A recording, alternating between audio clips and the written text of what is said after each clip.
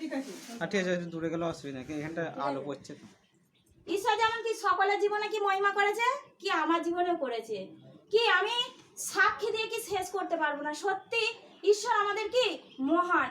আমি যে এত পাপী, সেই পাপীকে যে আমার ঈশ্বর আমাকে যে এতটা সুস্থ রেখেছে, সুন্দর রেখেছে, শুদ্ধ আমার ঈশ্বর।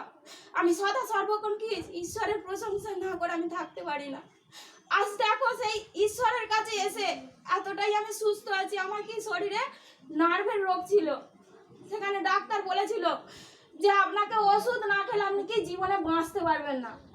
তো আমার কি রোগের সমস্যা কি ছিল, গাঁটে গাঁটে প্রচন্ড যন্ত্রণা। আমার কি এমনকি শিরা উপশিরা বসে গিয়েছিল।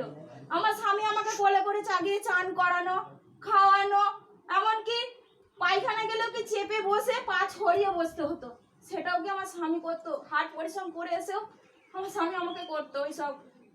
তো আমি যখন আগের ব্যবস্থায় ছিলাম তখন তাদেরকে বলেছি যে আমি কি সুস্থ হব না, আমি তো তোমাদের চরণে পড়ে আছি, তোমরা পারো না আমায় সুস্থ করতে।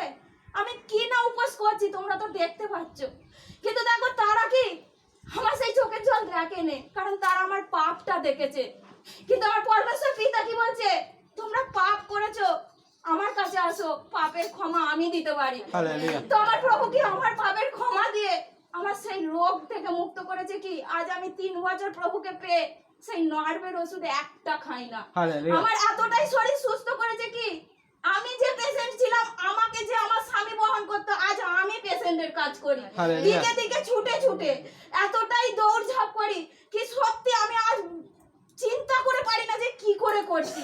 আজ এখন আমি দুটো বাড়ির কাজ সেরে বাড়ির কাজ করতে করতে করবো যে সেই ঈশ্বর পরিকল্পনা করে রেখেছে। এই দিদি ভাইদের যে নিয়ে এসেছি, আমি নিয়ে আসিনি, আমার ঈশ্বর চেয়েছে।